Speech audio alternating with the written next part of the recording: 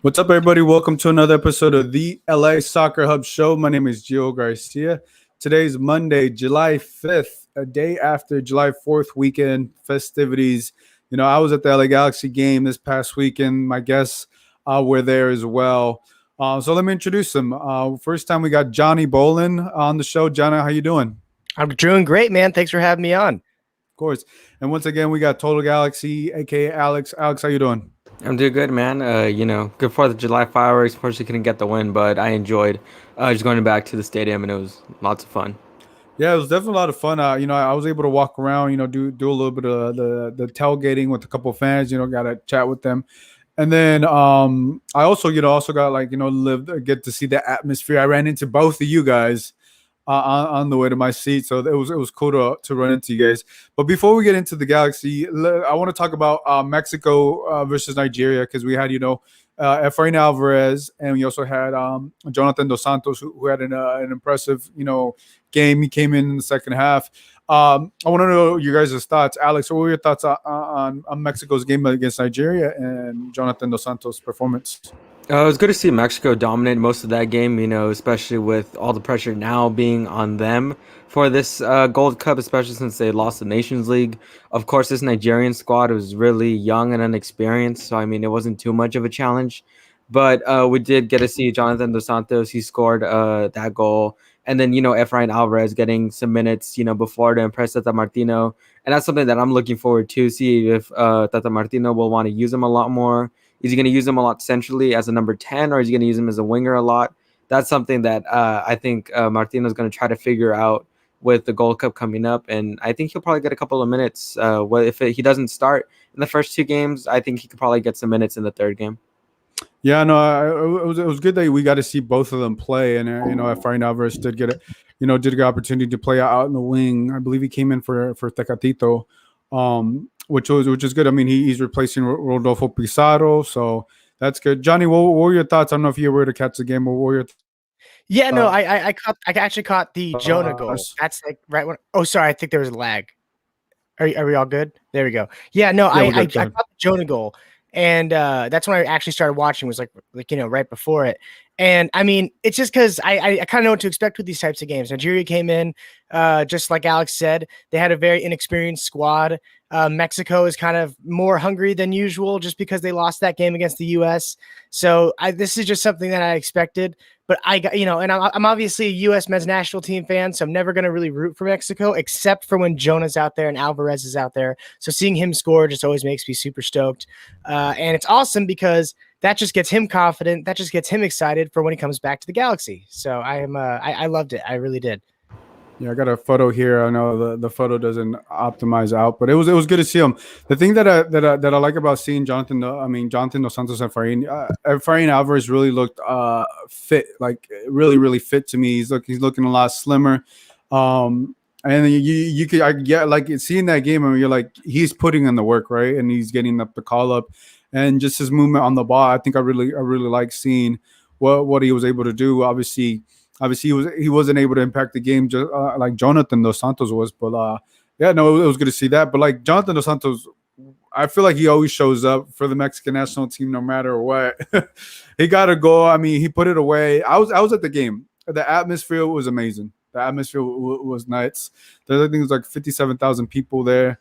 I was able to walk around. Get to see, got to talk with people. The good thing, that I really liked was like the big chant. A lot of people were talking about the chant, like the P chant. Like I think some people were concerned. Excuse me, I got a bicycle driving by my neighborhood. I don't know if you guys can hear that, but yeah, I think that's the best thing that you saw the chant. A lot of people were concerned that fans in LA were gonna still do the chant, but I feel like after what I saw in Nashville. And then it didn't happen in LA, so I think FIFA, doing the putting its foot down and you're already giving Mexico 2 games suspension without fans. I think kind of send a message, and I don't think we'll hear it again. At least I don't expect it to, but I think it was good. It was good that the chant wasn't there. It was good that Mexico won, and I think it was also good that we saw the Galaxy guys, both Jonathan Dos Santos and Efrain Alvarez, play. Unfortunately, Chicharito did not play. But we did see Funes Mori. Alex, what were your thoughts on Funes Mori? So, yeah, obviously all the drama is going on with that whole situation since Funes Mori was Argentinian but switched his nationality to Mexican. So, some of the Mexican fans weren't really happy about that, just having somebody who isn't of Mexican descent or origin, kind of is a big deal over there in Mexico. And then obviously you're living out Mexico's all-time leading goal scorer out, who's in great form right now in MLS. Fortunately we couldn't see him this weekend, but he's been balling out all of MLS. So I would say this is kind of a big deal for Tata Martino too, because Chicharito's doing so good in MLS, and then you bring in Funes Mori, who's been all right for Monterrey. He's been scoring in goals, but nothing spectacular as of lately. So that's something I want to see if Funes Mori can continue this form that he's in. Scoring a goal in the last game. I want to see if we can continue that into the Gold Cup, because Mexico really are in need of that number 9 who can finish well, especially with Alan Pulido out as well. Yeah, I mean, the benefit is that Chicharito will be available for the Galaxy. Obviously, he wasn't available for this weekend, but which is unfortunate. But Johnny, I don't know if you got to see, but Brazil is going to the Copa America final today. Let's switch over things to Copa America. Peru had a great run. They made it to the semifinals. I mean, Brazil is always a tough team at home. What are your thoughts on Brazil going to the Copa America final? Not surprising. They should always do good in tournaments like this. They should always stand out. They should always be one of the top teams. And I think that we all just assume that they would get to the final. The real question is, because what I'm looking at when I think of the Copa America is what every other soccer fan is looking at. And it's if Messi can finally tie that up. And I want that final. That'd be a legendary final. Are you kidding me? Brazil versus Argentina. That's what I am hoping for. And I think that Argentina could beat Colombia. Off topic. I get it. But I'm very happy to see that Brazil made the final. That's just what I expected, though. I'm not surprised in the slightest. Yeah, I mean, you're not really off topic because the game's tomorrow, and it leads on to, seeing a Messi versus Neymar showdown, and I think that's what everybody wants. But I know Colombia fans are gonna want to be there and make the impact. Alex, what are your thoughts on the Copa America? Yeah, obviously, like Johnny mentioned, Brazil, have a talented team, and the expectation is for them to compete in the final. Just be in that game. That's the bare minimum for the Brazilian national team. Their team all around has good depth at all positions. The fact you're able to have 2 great goalkeepers and Ederson and Alisson kind of just switch in between games, and then that back lines, they're getting older, but they have good experience and they're still really good. And then obviously that attack with Neymar, who's doing really well for Brazil. They are the favorites for this. Hopefully, we can get a Brazil-Argentina final, though I think Colombia can kind of pull off an upset just because Juan Cuadrado is coming back to the Colombian team. He's been playing so good this Copa America. So I'm really looking forward to the game tomorrow between Colombia and Argentina, and then we're also going to have the first Euro semifinal tomorrow as well. So it's going to be a good day for soccer tomorrow. Yeah, it definitely is going to be packed. We just had a packed weekend this week, and now we got European, we got South America, Copa America. So yeah, I'm really looking forward to it. That's a big is Messi get over the hump, right? With winning one of those titles with Argentina. So I think that's the biggest thing. But yeah, we'll see what happens tomorrow. But I think it was important to bring that up because where does Messi go? Because Messi's not gonna. He didn't re-sign with Barcelona, right? So that the question's still up in the air. Is he going to return to Barcelona? Is he going to go to Man City? Is he going to come to potentially the MLS, Inter Miami, which is far off? The LA Galaxy or LAFC, we'll see. LA Galaxy don't have any DP spots, but I mean that would be a dream come true.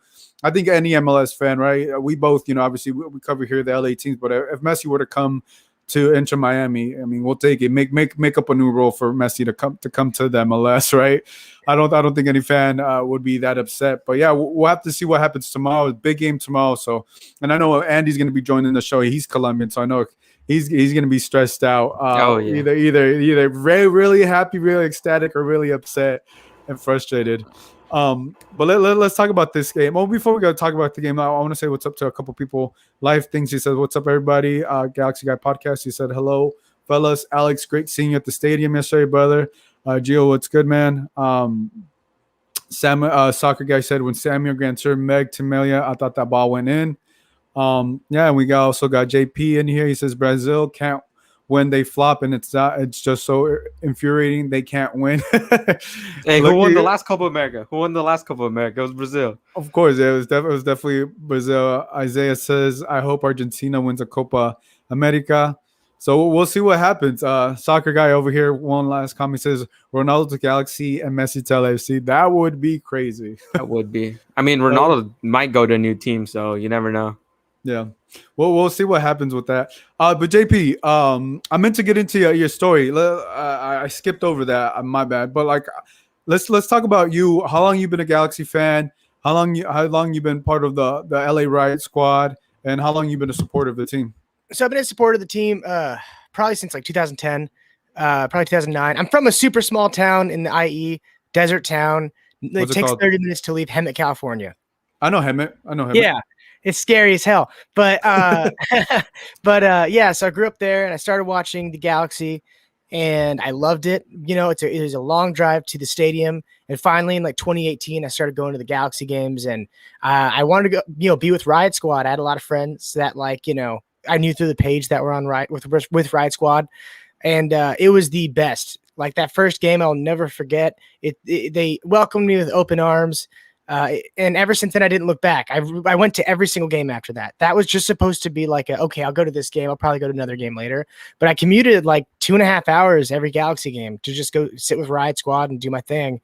And I ended up moving closer to the stadium. And I just love, Riot Squad. Obviously I love the club through everything that they've been through. But it's just been an awesome journey with Lars and an awesome journey, I guess, with the Galaxy too, seeing the roller coaster that we've been through in the last 10 years. So yeah.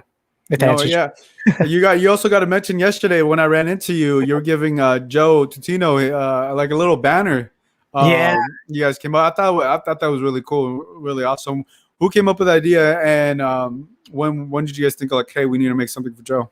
Yeah, so basically you have two guys in Lars that are absolute legends. It's a Jose Salgado and Eric Sandoval. They're both just the most creative, awesome, nice dudes ever. And they make awesome banners. That's not the only one they've done. They've done one for Mers, for Kevin Hartman. They've done it for Alessandrini. They've done it for Julian Araujo. Like they've done it for so many different Galaxy icons. And it's so awesome to see it like come to life at games.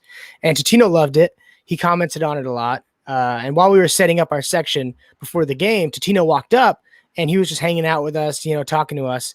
And we asked, like, do you want the banner? Like, we'd love to give it to you. And he said, I only want it if Lars signs it. I only want it if all the guys sign it. So we signed it. And then we walked up to the press booth and then we gave it to him. And he was just the nicest dude. He's helped me tons in like my journey, like with my podcast and like with my hopeful sports career. So it's like, he's just the coolest guy ever. And it's just so cool to see like, him have a banner like that and him, now he has it. So it's awesome. Yeah, he definitely deserves it. I had an interview with him once earlier before the season started. Man, he's such a nice dude. I love hearing that dude at the away games, because, I'm not traveling over there. But I just love hearing him on TV, man. He's such a nice dude. I'm so glad that, he's a G and stuff. He definitely deserves that. And I want to make a point to say this because, in new MLS, in like currently how it is, you could tell when someone is biased while watching a game. And Joe loves the Galaxy. He's never going to hide that. But when he's commentating on the game, he will not like take away any credit from the other team. He won't downplay the other teams that we're playing. He gives credit where credit's due. He's a class act. When you watch, and I'm not going to bring up the other team, but when you watch the other team, it's never like that. It is never like that. Most of the other clubs, it's not like that. But Joe is literally, he sets the bar for how commentating should be in this league. And I can't wait to listen to him for years to come. He needs to be here forever. Look, amen to that. I've listened to Joe, and he's very spot on, and he, he has a way with his commentating. I think has definitely resonated with all the Galaxy Nation and the way he talks, and is obviously one of the biggest voices when it comes to obviously alongside Kobe Jones and everything that's done. So I think it's very very impressive with the job he's done. Guys, let me know if I start to blur, if I start to lag, because I just moved. The Wi-Fi here has been working, but I've been having technical difficulties. But we'll get through it and we'll make it happen. Soccer Guy says Joe and Kobe Jones commentary is awesome. Yeah, I mean you can't go wrong with what they're doing and what they've been doing. And they also the post game show. I got to see how they talk. They just flow so well, and I really like what they're about and how they go about this game. All right, guys. So now let's talk about this game. It was a big game coming in. Like all the festivities, everything leading up to the game. I really was excited for the game. I really thought the Galaxy we're gonna come out on top with the win, just with everything. We had expected Chicharito, to come back, to be in the lineup and everything. So let's talk about the lineup and or what Greg Vanny went. So initially it was obviously Jonathan Bond in goal. You have Jorge Villafani on the left side, Dupuis, Koulibaly, and Araujo. All right, that's typical your back line. So you had Victor Vasquez, Ravelson. Apologize if I butcher his name. Obviously, he got the start. Leggett, and then you have obviously Kevin Cabral, Granser. Chicharito was in the starting lineup, and I think 10 minutes before he was scratched.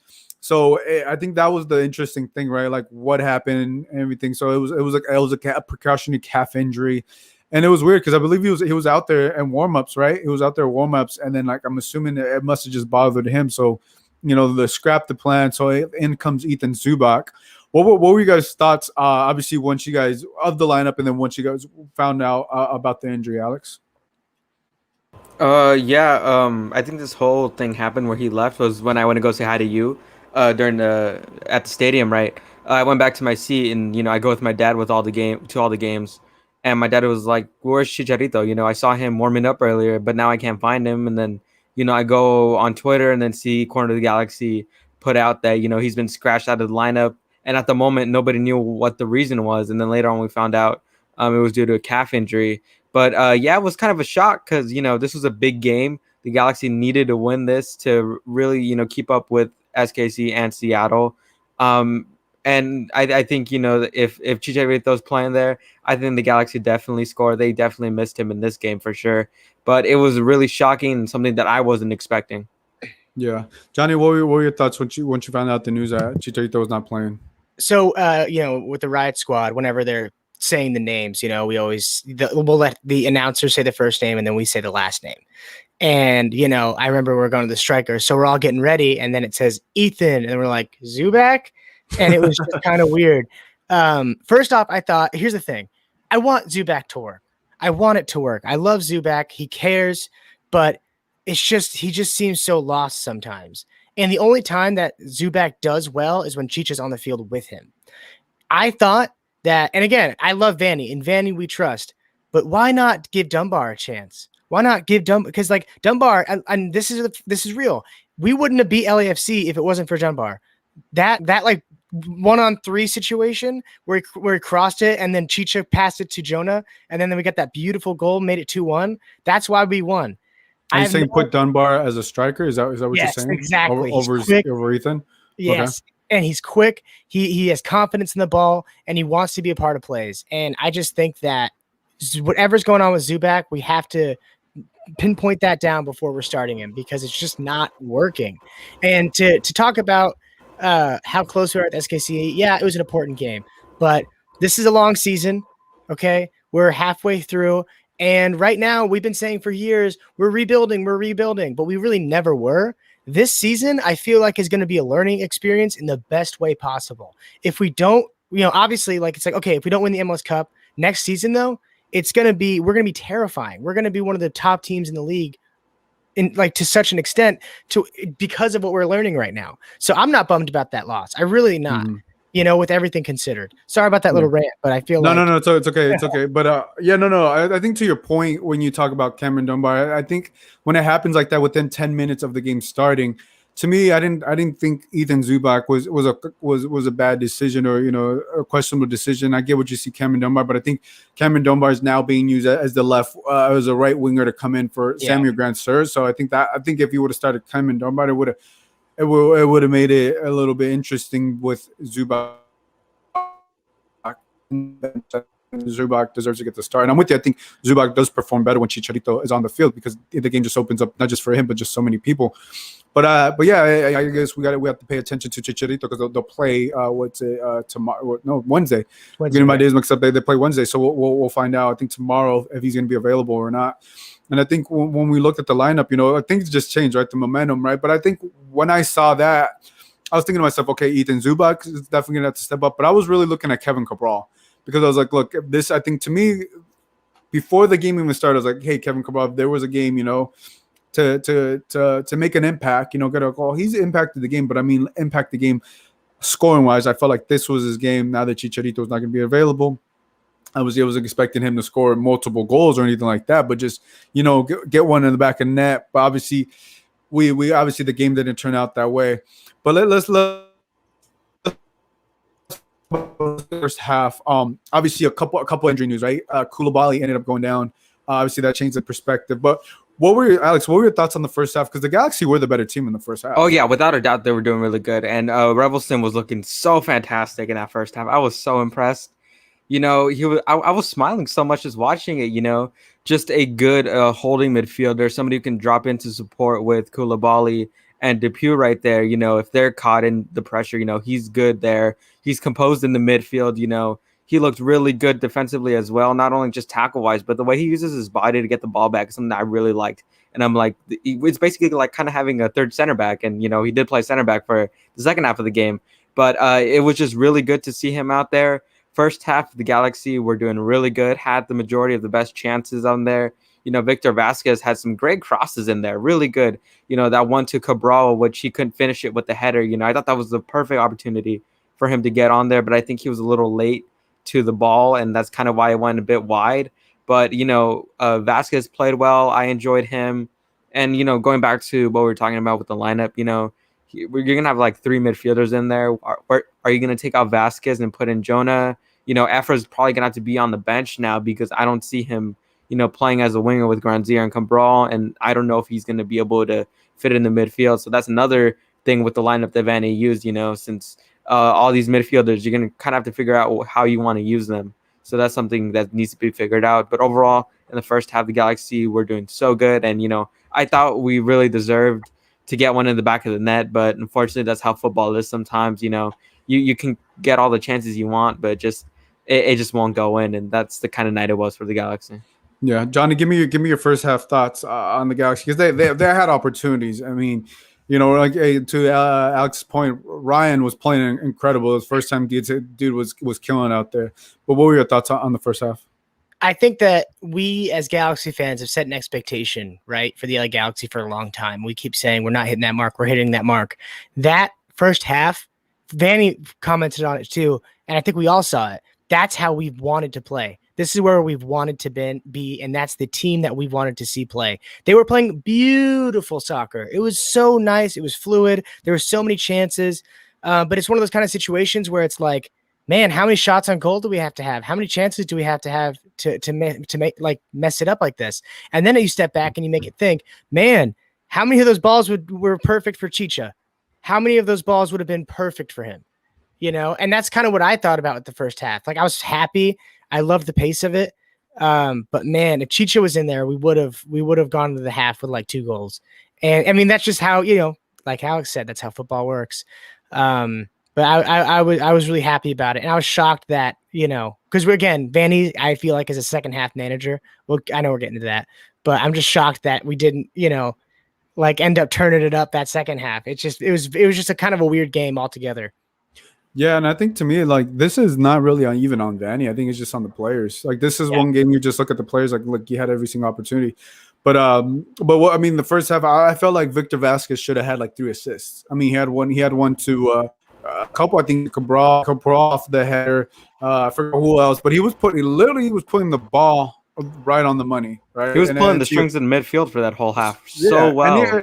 But he was the crazy thing about Victor Vasquez. He was also playing up top with Ethan. Like he looked like he was playing like as a forward at times because he was like a 4-4-2 9. Yeah, kind of like that. he was playing like.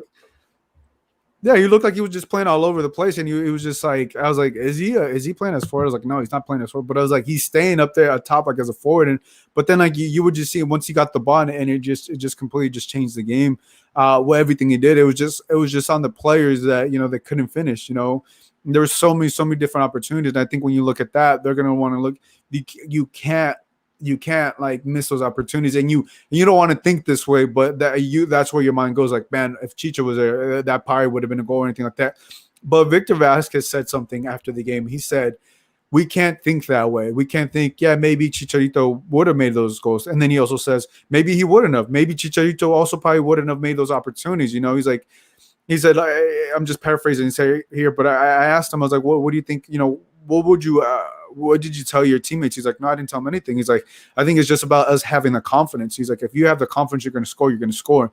And I think I really like his response because I think he felt that, I don't think he was singling anybody out, but he just felt like that some of the team was not confident to put those away, because typically when you have that mindset that you're going to put those away, you typically put them away.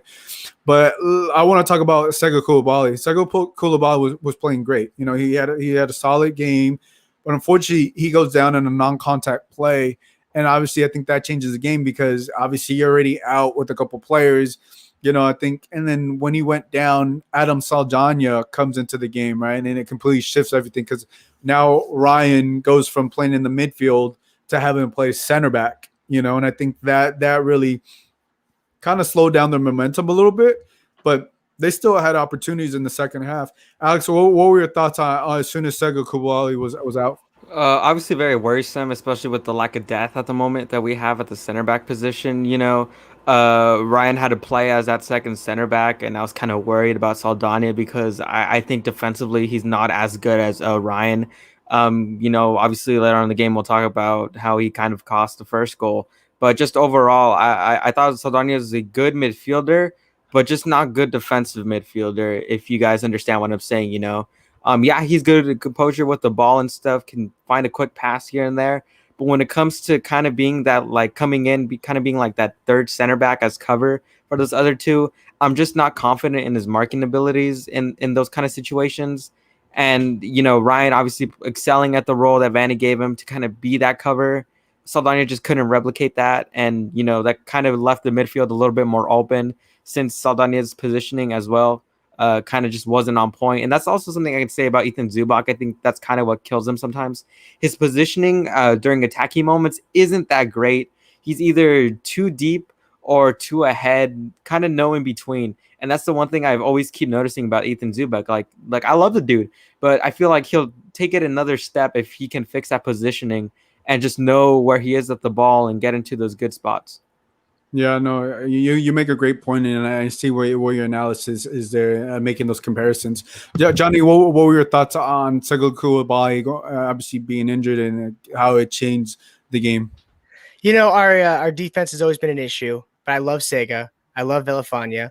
I love Araujo on the right, and I love Depew. I've always thought Sturz should be a bench center back, and so it's kind of working out. And I saw that lineup originally, and I was like, this is awesome. I love this. And when he was out, I instantly knew. I was like, okay, well, we really don't have anyone else to go to, throw out the problem. And with Saldana, it's like, he's playing professional. We should hold him to that bar. But at the end of the day, it's like he's still a young player. He's still going to, every game is a learning experience for him. He's going to make mistakes. And yeah, I mean, it did. It changed the entire pacing of the game. I mean, and we could sit back and say, if this didn't happen or Chicha was in, like, you're right. But, that's why I'm not really disappointed about this game. There was just so many things that happened that it was just like kind of out of everyone's control. It was a bummer losing Sega. It really was. But we just have to hope he's back by Wednesday, and then we'll just have a full defense again. Yeah, I think that you hope it's a speedy recovery. Like, I think the positive sign of him, of that situation, I guess he got up and he looked at Greg Vanny like he wanted to keep going and kind of try to jog it off, but Greg Vanny just made this decision. It was just like, it's not worth it. Let's bring in someone in. There's I know he's thinking back in the mind. There's plenty of games left in the season, right?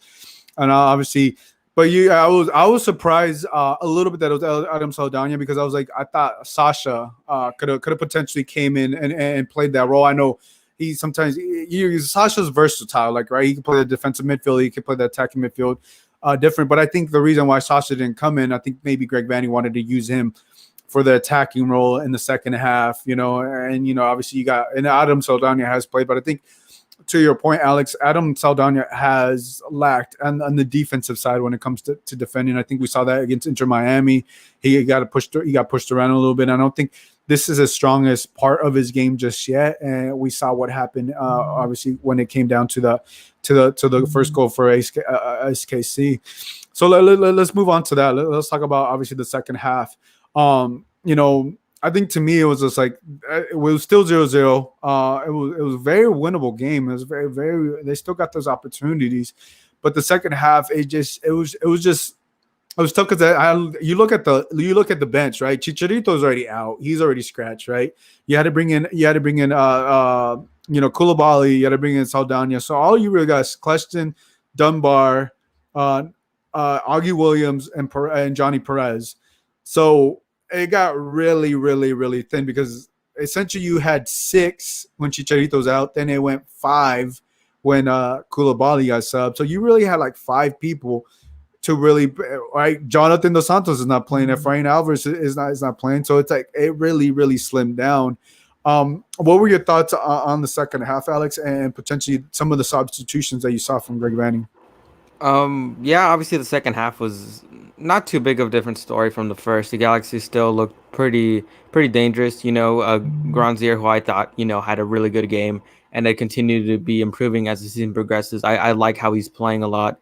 We can talk about the error from Saldana all we want, but just overall, I'm kind of glad that this game wasn't a game where you can say the Galaxy definitely struggled or they're the reason they lost. They couldn't do anything, because that definitely wasn't the story.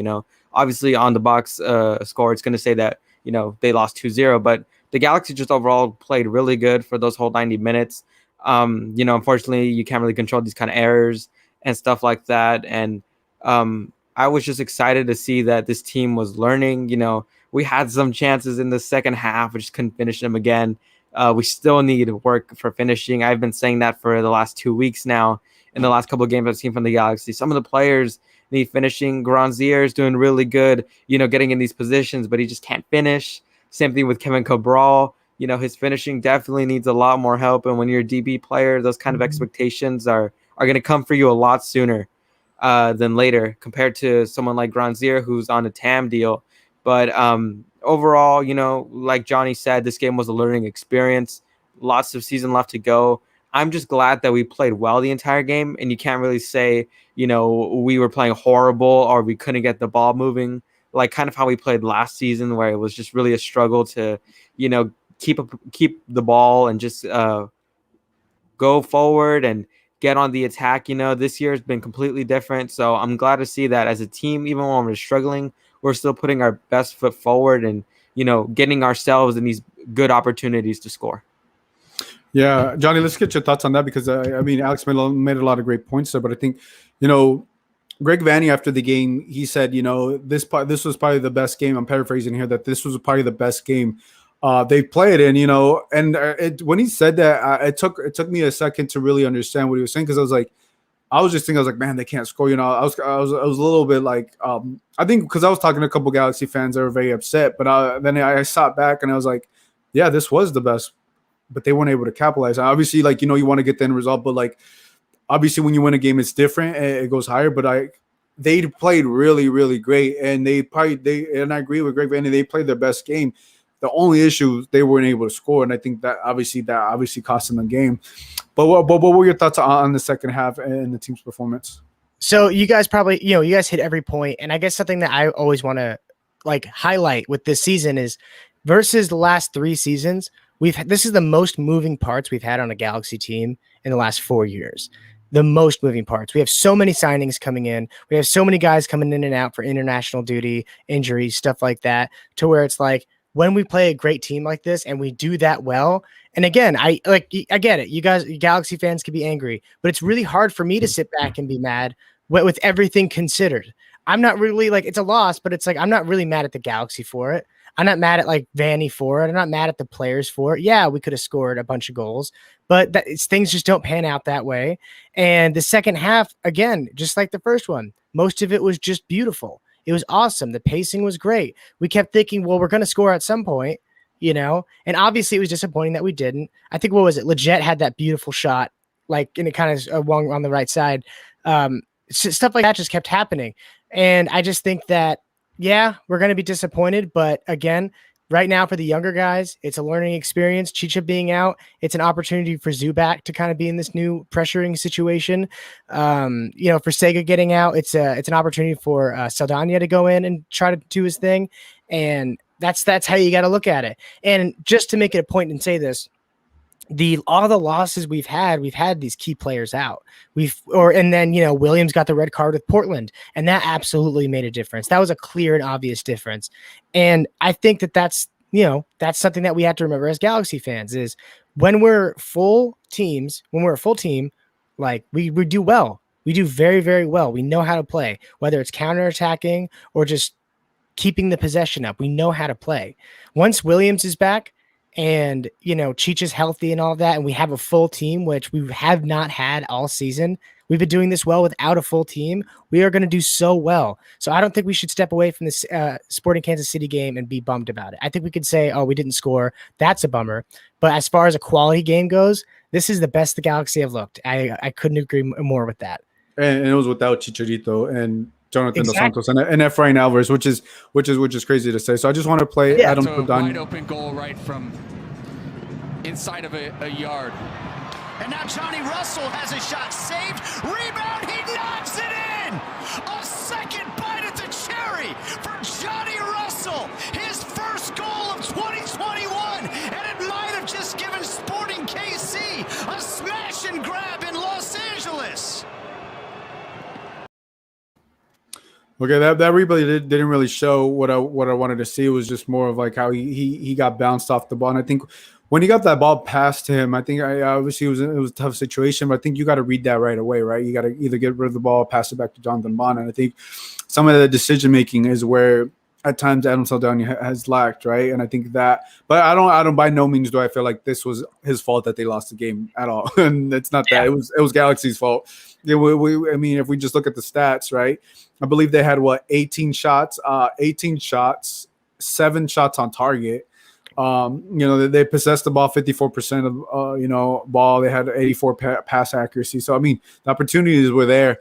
But the reason why I shown this play is because that's how this game went. You have all these opportunities in the team, right? It seemed like SKC. That was like, I can't really remember every opportunity, but to me, I was like, that was like the only real opportunity that they had, and to capitalize it, because there were so many missed chances. Like you talked about, Leggett, Cabral. I think Victor Vasquez also had one that just went wide right. So it was just like, but I'm also to your point that look, the Galaxy are in third place. They're still in third place. Still missing different piece, and they look good. They look good. They don't look bad. It's not like, oh man, they got smacked around. It's just they couldn't capitalize on them. But yeah, once you get Derek Williams back, once you get hopefully Chicharito doesn't miss that many games. But I think another player that really stood out to me outside of Victor Vasquez was Samuel Grandsir. He's back-to-back games that he's looked explosive, right? He's looked very, very explosive, especially on the right wing, and when what the damage he's able to do. Unfortunately, that final third pass wasn't able to get there. But Alex, give me your thoughts on Samuel Grandsir. I would say my perspective on Grandsir has definitely changed a lot at the beginning of the year.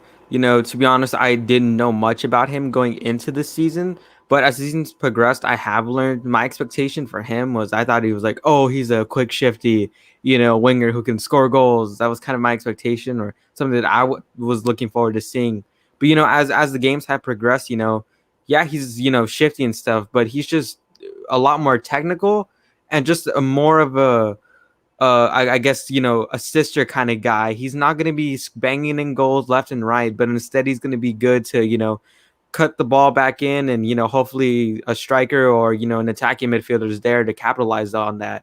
And so far, just seeing through that lens, now I'm just like, he's doing really good. Obviously beginning of the year, he struggled definitely a lot, and that was very noticeable. But compared to now, man, he's definitely grown with the team, as a person, because, there's a lot more Frenchmen in this team now. So he's kind of been a bit more comfortable. And I think that's definitely something that's kind of helped him as well. Having someone like Cabral on that other side who he can definitely talk to. And, they're starting to get to know each other and starting to know where they are on the field a lot more.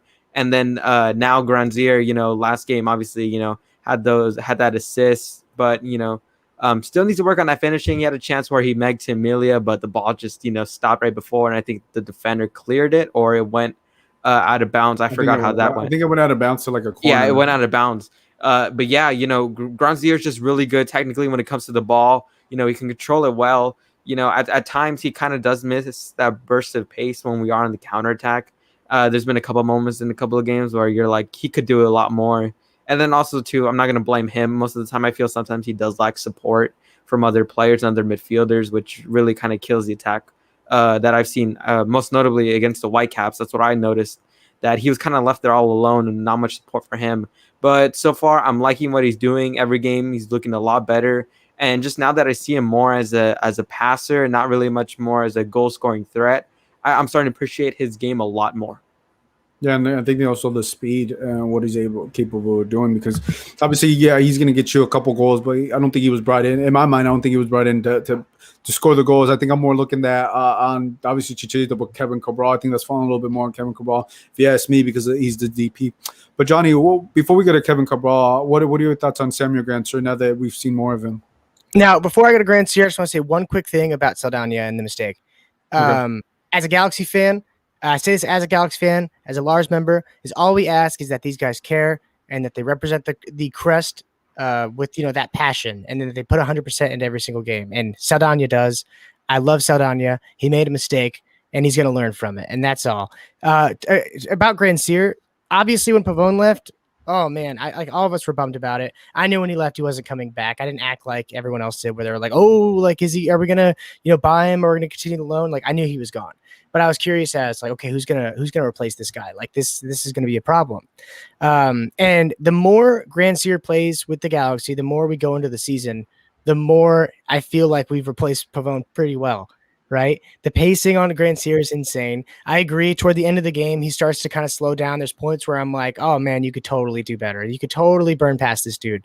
But overall, it's like it's only gotten better. With Grandsir, he looks like he's passionate on the ball. He looks like he's working harder and harder, and I just love it. Yesterday, I really felt like Victor Vasquez was awesome, but to me, I felt like Grandsir was such a highlight yesterday. Just seeing how he's answering all of these questions that we've had after Pavone was leaving. He answered all those questions last night. Obviously, we didn't win, but seeing him play like that was pretty awesome. Yeah, and I think that's what the thing that's exciting, right? I think obviously there's trios, but like now that I want to talk about Kevin Cabral, because I feel like how I started this podcast. This was a game for Kevin Cabral to step up and get those scoring opportunities. Now we'll find out more if Chicharito is going to be available for Wednesday game or not. But I think the question is still going to be on him. It's not really, to me, it's not really like on Zubak. I'm not really looking at Zubak to be the one to score, right? I'm more looking at Kevin Cabral like, hey, you got the speed, you got the versatility to do that. But I think everybody would like for you to score, and obviously he does too. You see it, I think he may just need a couple more games, right? And I know that I've seen a couple fans frustrated, how much money they spent and everything like that. But I think, still a couple games in, but I think we want to see the goals come in sooner than later, right? And I'm not expecting Chicharito type goals, but look, you got to get a couple here, maybe one tomorrow. Maybe two, I don't know, but like we want him to get going, because I think it may be like the same situation as Chicharito. As soon as he gets one, then the goals start to flourish. Because the talent there, the speed is there, and everything he's able to do. But I think the finishing is just the thing that he's missing. Alex, what are your thoughts on Kevin Cabral and moving forward in the season? Yeah, I've seen, like you mentioned earlier, lots of fans are kind of like, wow, we're paying this guy, $1 million and stuff like that. We spent a lot of capital on this guy to bring him to a club because, he's an investment, not only for right now, but for the future, really, especially with his age, and being a designated player in MLS. We've seen the last couple of years, Miguel Almiron, Diego Rossi, they've all looked so good and have done and really stamped their mark on MLS. We saw that with Almiron with Atlanta United couple of years ago, and he's now with Newcastle. And I think a couple of Galaxy fans, I guess, could have set that expectation. Personally, I don't really set expectation of the new signings till like 6-7 games. I like to wait just because the way they'll play a certain way with their old clubs, but when they come here and have a bigger role or a different role, it's a lot more different. So I'm still not going to judge Cabral yet, but I will say that finishing right now is the one issue that's really lagging him behind. If he can be a better finisher, then I don't think we're talking about all these problems, because we see the talent he has. He's a great dribbler. He gets well into positions. Him and Villafani on that left side, they also need some time together, because I feel there's some miscommunication with them where, is Villafani going to overlap Cabral? Cabral, should you cut inside? I feel like there's still some communication stuff that needs to go on there. But I will say, if he gets that finishing, if he just gets a good finishing touch on there, we're going to stop talking about all this, Cabral stuff, and if he's been a bad or good investment for the club. Yeah, I think it's too early to. I know people had said like, "Oh, we spent $6 million on this," and I was like, "Oh, it's not even through a whole season just yet to make those things." But I know fans want the results now, and obviously it leaves a bad taste in your mouth when you lose a game like that. But I think it's still early for him. But Johnny, what are your thoughts on Cabral so far? Okay, to all the Galaxy fans, relax. Guys, we've been going through this for 4 years. We've been bad for 4 years. Chill out. Cabral looks fantastic. I love the guy. He looks so confident on the ball. He cuts through defenders so quickly. He's amazing. I love Cabral. And something to note, and not a lot of people say this, I know this is an unpopular opinion, but like, there's been some amazing saves from shots he's had. It's like, if you go back to all of these shots that Cabral has taken, it's been fantastic defending. And it's the kind of situation where you step back and you say, okay, let's compare him to a player that was fantastic who didn't ever get goals. Emmanuel Boateng. He would cut through defenders the same way. He was quick. He was fantastic, but he wouldn't shoot the same way. He would find creative ways to miss the goal. Cabral's not like that. Cabral's hitting those targets. It's just that these keepers are doing a fantastic job keeping it out. The defenders are doing a great job keeping it out. Last night, there was toward the later part of the game, Cabral missed a goal he absolutely should have had. It was like a lob pass, and then he kind of missed it with his left foot. It was a bummer. But besides the final play that Victor Vasquez put it. Yeah, I know what you're talking about. Yeah, and but that's like, every other shot that he's had, it's just been fantastic defending. You can't really throw it on to Cabral. There's going to be a point where he figures out his spot. There's going to be a point where he gets comfortable and starts scoring a lot. And you could tell just because of the quality of play that he brings to the Galaxy. He brings such a crazy quality. I trust him with the ball, and that's saying a lot, especially in this league. How many times can you see a player and say, okay, I'm comfortable when he has the ball? Pavone was the only player last year when I felt that.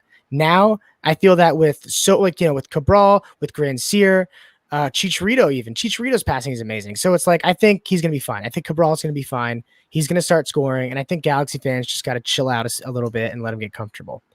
Yeah, no, I'm with that. I think it will pan out. I think the biggest thing with Cabral, what I'm noticing, I think he's still trying to get comfortable with the team.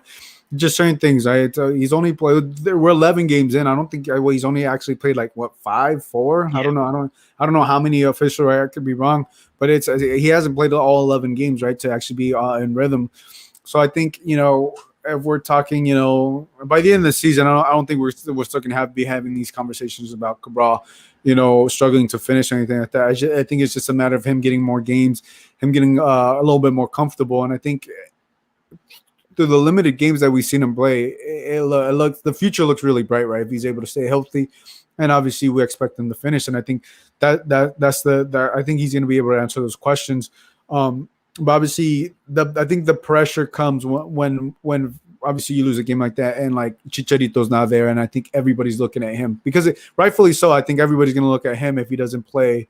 If he doesn't play tomorrow, I mean, if Chicharito doesn't play Wednesday, everybody's going to look at him, and I think that's right. I think that's right for Galaxy fans to look at him.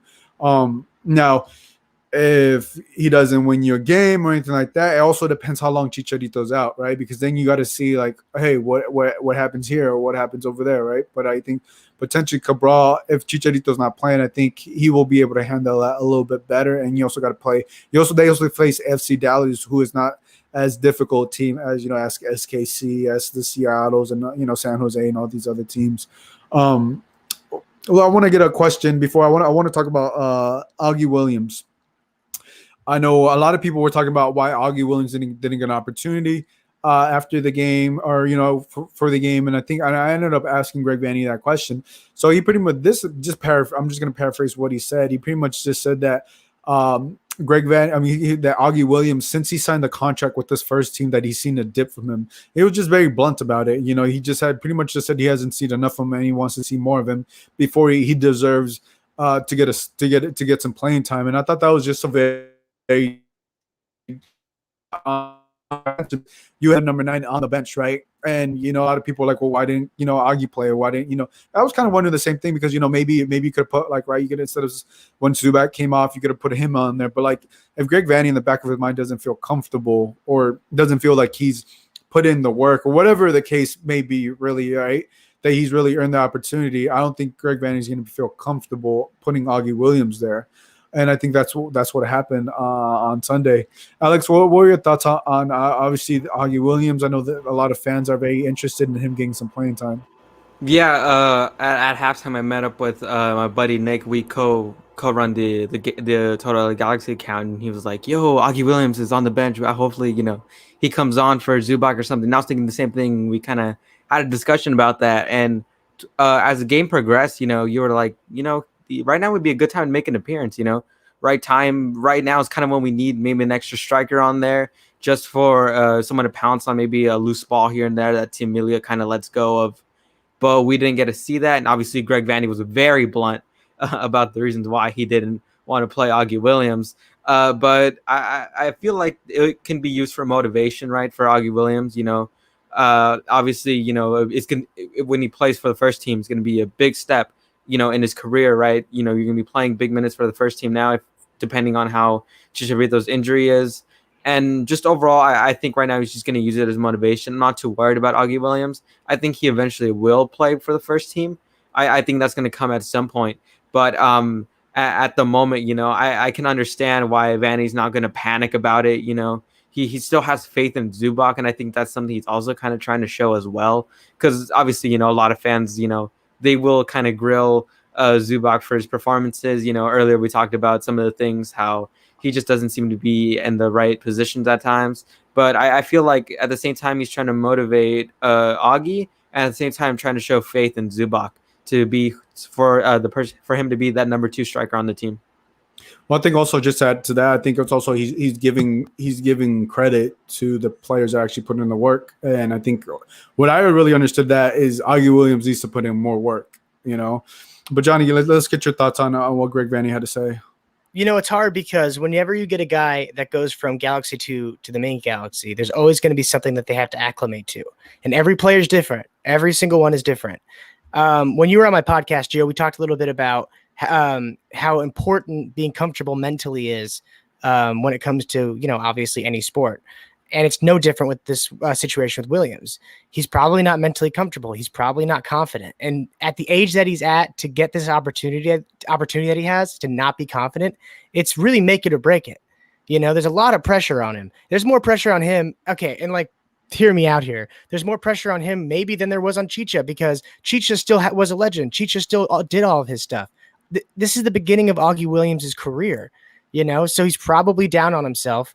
And, Vanney maybe saying this is going to put, the fire in him, Augie Williams, to maybe start waking up and to start putting into the work and start getting more confident. But they really got to start looking into, is there something mentally that he's just not confident with? And I think that's where they're going to be able to pinpoint it, Yeah.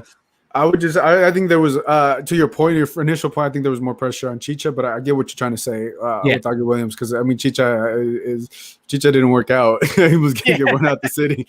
But I know to your point, Augie Williams, it's it may be maybe it's a confidence issue or a mentality issue, because if he's seen a dip in his play, because those were the words of Greg Vanney, seen a dip in his play, it's just right, either he got too comfortable potentially that hey, I made it in the first team, I don't have to try as hard. Because that's what I potentially read. He's not putting, because look, we see Chicharito put in the work during practice, after practice, doing his martial arts, doing all these different things, right? Obviously, I'm not saying if you don't post that, if you're a player, if you're a Galaxy player, you don't post that doesn't mean you're not putting the work outside the field. But Yeah. if he's putting in that type of work, and I'm assuming Zubac is definitely putting that type of work because he's getting minutes. I don't think Augie's putting in that type of work. I think that's clear from what Greg Vanny had to say. And I think if Chicharito's not available Wednesday, obviously you're going to see Zubac. But I don't think in a couple of days, a day potentially, because I don't even think they practice today, probably tomorrow.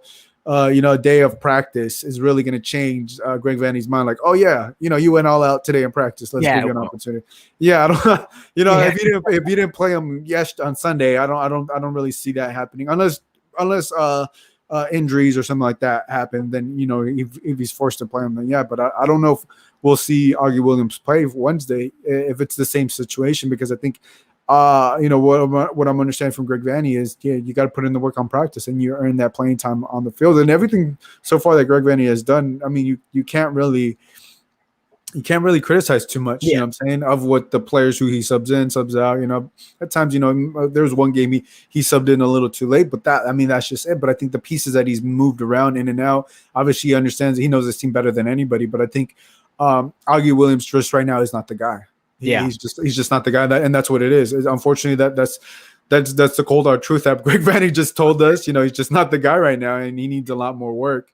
So I applaud Greg Vanny for being very honest and very blunt, because I was a little caught off guard when he was just like, he just told it how it is. He's like, dude, the dude just he just got to put in more work. He also added the opportunity. So, but I think that also tells me that he also keeps the other players in check, right? Like if you put in the work, you're gonna get the opportunities. Alex, give me your thoughts on that, because it also tells everybody else like, yo, you put in the work, you're gonna get some playing time. Well, yeah, he's just setting the standard there, really, and that's kind of what the Galaxy need, and really the reason why they've been so successful so far into the season. Putting in the work. We've seen that with Chicharito, obviously, kind of adjusting his diet, his workouts and stuff like that, and ultimately we've seen those results on the pitch. You can say the same thing for Sebastian Lletget and Jonah dos Santos, right? Both have been working really hard. Lletget and Jonah, both internationals for Mexico and the U.S., and they're doing really good. Julian Araujo as well. He had a kind of shaky start, and the Olympics thing kind of messed with him not being able to qualify. But now you're seeing him putting in the work and stuff, and the results are there now. So I think just hearing this from Vanny is not just something for Augie Williams, but just a reminder for the whole team of how we got here. Just putting in the work, working our tails off in practice, improving as a team, being able to play well and play with everything we have on that field for those 90 minutes, has been impactful throughout this whole year. And really the reason why we're currently a top 4 team in the Western Conference. So I don't think it's really taking a shot at Augie Williams, but just reminding the mantra to continue working hard, because that's what got us here. Yeah, 100%. And I completely agree with that. We got a question here in the chat. I'm going to toss this over to you. Johnny says, what formation should the Galaxy go going forward? I think this is interesting because, Sega Koulibaly could be out. Obviously, Lletget's going to be gone. Dos Santos, Efrain, and obviously potential Chicharito. Anyone with 4, he's gone with the 4-2-3-1. What are your thoughts on moving forward with the formation on Wednesday? And this is totally like a Johnny answer. I'm going to get hate for it, but keep the attacking up, man. Go 4-4-3, dude. Like, just keep it up. Try to acclimate to the situation. Keep trying to own the fact that we want to be a team that keeps possession. We're a team that wants to play fun football. We're a team that wants to keep attacking. Own that.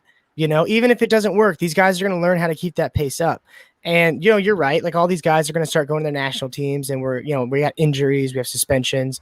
But right now, we have this foundation. We have these players. It's, if we lose these couple of games, we're still, in the middle of the season. We have time. Let this be a learning experience. Like, and I stand by that. And like, even when it comes to like Augie Williams, like if you guys remember in 2018, Alvarez didn't really play a lot of games. He subbed in it later, but he didn't play a lot. I wouldn't be surprised if we see Augie Williams play twice or maybe 3 times this season.